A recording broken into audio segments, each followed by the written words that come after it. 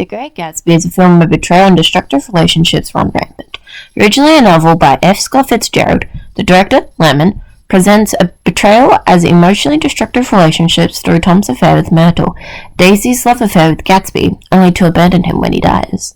The first scene where the main theme of destructive relationships and betrayal is introduced is when Nick and Tom go to an apartment in New York to engage in a party with Tom's mistress and her friends. This is one of the major scenes that includes Myrtle, and it makes the viewers understand the relationship that Tom has with his wife, Daisy. It's a relationship where the two use each other, no matter the amount of love they share. During this scene, it can be understood what Tom and Myrtle mean to each other. From the moment the film moves from our initial scene, meeting her, to when we're in the apartment, it is understood that Tom is having an affair. It can be seen from both the earlier scene and the current one that Tom is using Myrtle, possibly for a freeing feeling of not being tied down, or simply just for sex. Most of the angles in this scene are eye-level camera shots, where the character is the main focus, or is to show the environment along with the character's emotions about what is happening. Using eye-level shots during the scene helps the audience understand how the environment can affect how the characters act and why they act that way. Looking around the apartment, we can see that there was lots of money put into it, considering the lavish decorations. Seeing how much money Tom possibly puts into Myrtle, the viewers can think that maybe he does love her and is just tied down with Daisy so he can't be with her, only to see moments later when he assaults her and yells at her for talking about Daisy that their relationship stems from using each other.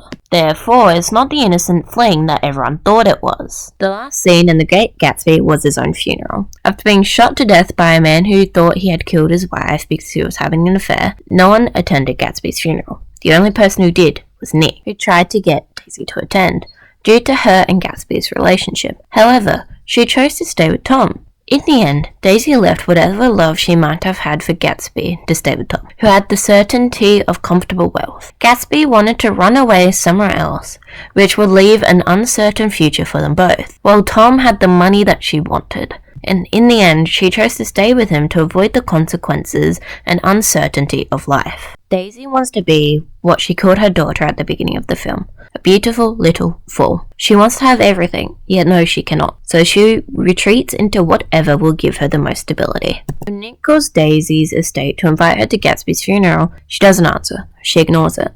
She doesn't care that Gatsby is dead, because it doesn't affect her. She can move on with her family without a worry. No one Gatsby knew in his life came to his funeral. None of the business connections or the party goers. That's because, in the end, everyone used Gatsby for something, whether it be to attend a huge party or for the connections he can gain from being with him. No one cared about Gatsby when he wasn't able to provide what they wanted. People wanted parties, alcohol, and dancing, but when he wasn't there to give it to them, they moved on. When nobody attends Gatsby's funerals, it forces the audience to confront the feelings of loneliness that Lerman wanted. Ultimately, he wanted the audience to understand how lonely Gatsby was. The main focus in the scenes following the funeral is either overhead shots or eye-level shots. The overhead shots mostly focus on Gatsby in the casket, giving his final moments a cold edge, making the audience look down on him when, for the majority of the movie, he is seen at a eye-level shot or a low angle. He is very rarely at an angle where the viewer would be looking down on him. Using a high angle that looks over him can represent that Gatsby is no longer important to those around him. How everyone used him for something, and now he's gone.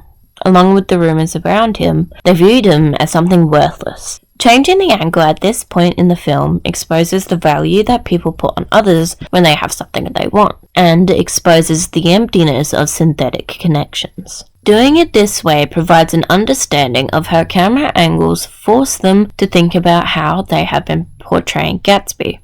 Changing the camera once there is a major emotional impact in the storyline forces the audience to think about the beforehand, to think about how the film portrays his status and his relationships. Once Gatsby has died, no one cares about him. He betrayed everyone, because in their eyes, they could do no wrong. By allegedly committing murder, and by dying, it's that which causes the emotional destruction of relationships towards the end of the film. Tom and Daisy severed all ties they had to anyone, leaving because if they don't, they could get caught for murder. Not only that, but also to get rid of the guilt. Nick had to go to therapy. even writing a book on the man who rewrote his life. He lost everyone he could call family after Gatsby died. Tom and Daisy ignored him, retreating into comfort and wealth they always had. Assumably, we can think the same with Jordan as well, returning to her wealthy life as if nothing happened, since she was never mentioned to have attended Gatsby's funeral, or having spoken to Nick afterwards. Gatsby's death was the catalyst that caused relationships to fall apart.